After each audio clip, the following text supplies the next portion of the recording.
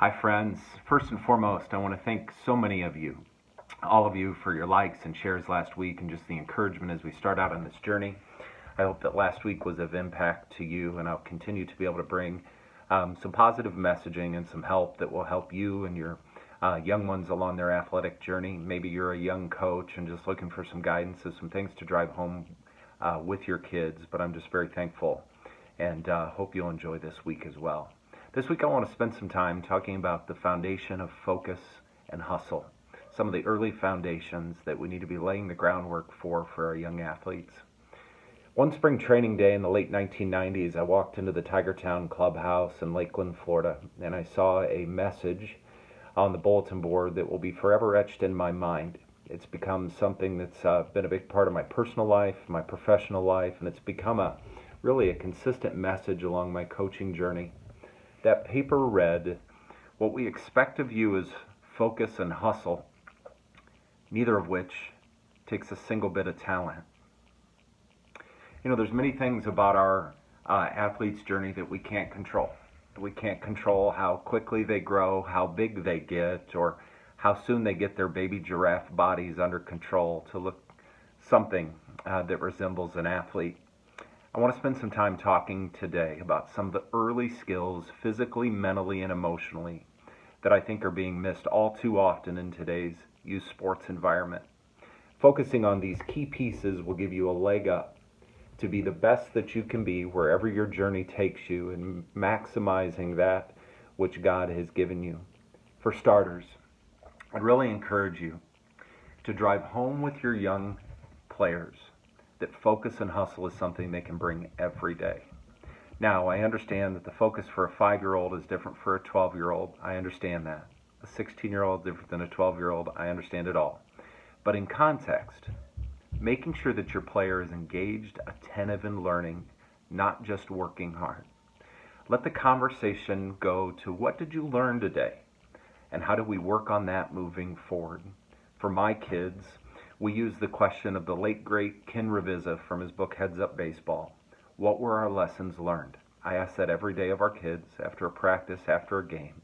Encourage your kids to gain IQ in their respective sport, not just skill sets. Each year I'm amazed at the kids that show up to my program with so very little knowledge of how to actually play the game. I have to ask myself to wait a second. How is it that kids have been playing 60 baseball games a year since they were 7 or 8 years old, and we don't understand some very, very basics of how the game should be played?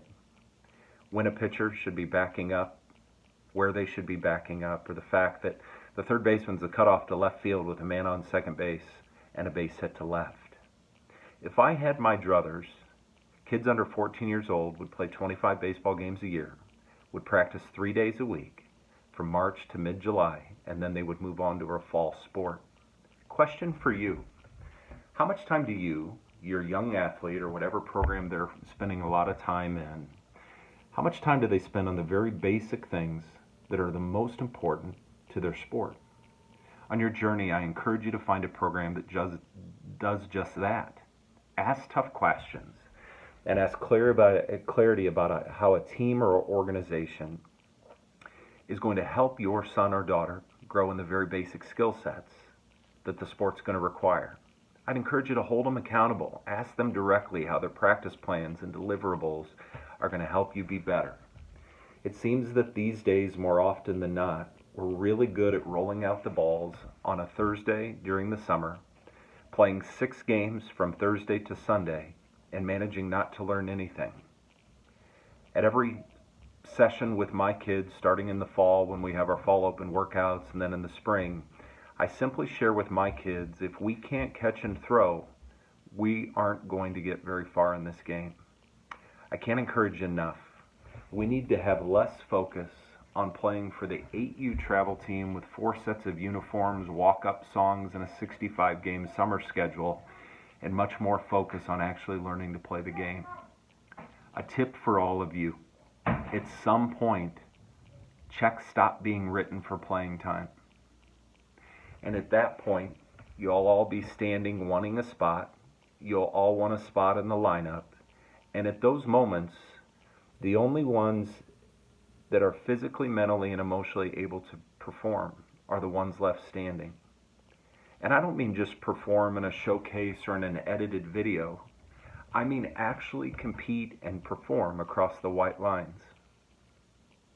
The battle right now should be laying the foundation to make sure that when that time comes, your young athletes are ready to go. Coaches are going to need to trust your young athlete. They'll need to trust not only their play, but their coachability, their work ethic, and the ability to perform. Understand that physical skills and things like size will come. Teach them to catch and throw today, to quickly get out of the box, to make sure that they can pass or play defense, make sure they always know the inning, outs, and score at any moment in a ball game. Encourage them to play multiple positions. The tiny little 9-year-old out in right field may not always be tiny, and the more that we can do, the more positions that our kids can play, the more opportunity they're going to have to be in the lineup and to make a squad as time goes by. Another real area of focus should be helping young athletes develop some grit and some toughness. In January 2020, I had the blessing of going to the American Baseball Coaches Association in Nashville, and I had the opportunity to listen to longtime head Clemson University baseball coach Jack Leggett speak. Coach Leggett took 6 of his teams to the College World Series. He was the ACC Coach of the Year 3 times, has over 1,300 victories as a college coach, and also helped Team USA win gold in one of the Olympics.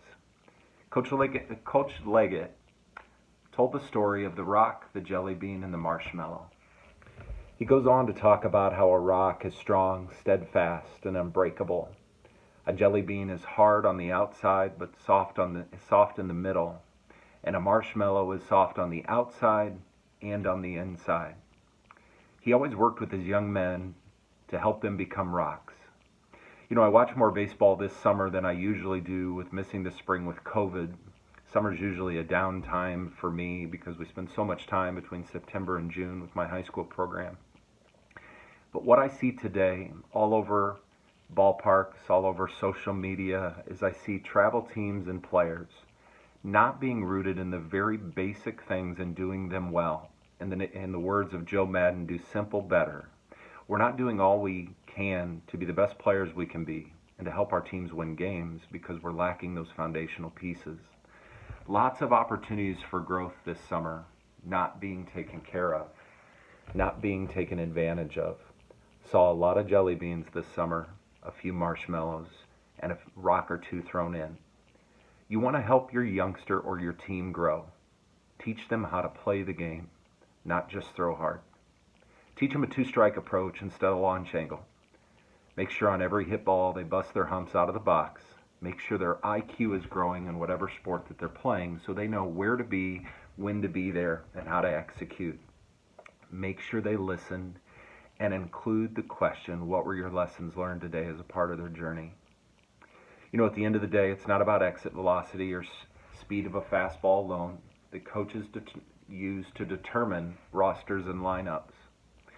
You know, all that stuff is important in its own right. Don't misunderstand me. However, your ability to be trusted, your ability to listen, your ability to actually play will always matter just as much. Let's start there. Focus on the controllables again and again and again. For some of your journeys, you hope to play at the next level. Others of you may just want to make a high school team or have some fun.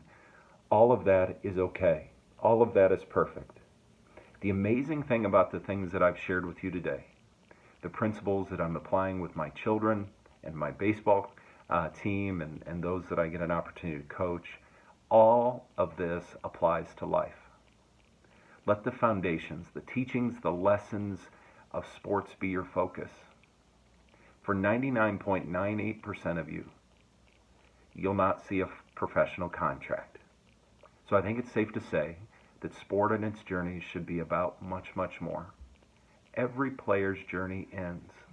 Let's make sure that we're making the very most of it along the way, starting with the foundational principles of helping our kids understand that focus and hustle is something we can bring every day, and making sure that our coaches or the programs that we are a part of are really driving home and focusing on those fundamental skills that are going to ultimately matter the most as they progress along their journey. If you've enjoyed the video today, please share it. You can also follow me on Twitter at Coach Sassanella, and my YouTube channel, Coach Sassanella, or my email at coachsassanella@gmail. I know my marketing department is just top-notch. I appreciate y'all. I hope you have a safe and healthy week. Believing in you. Until next time, Coach Sass.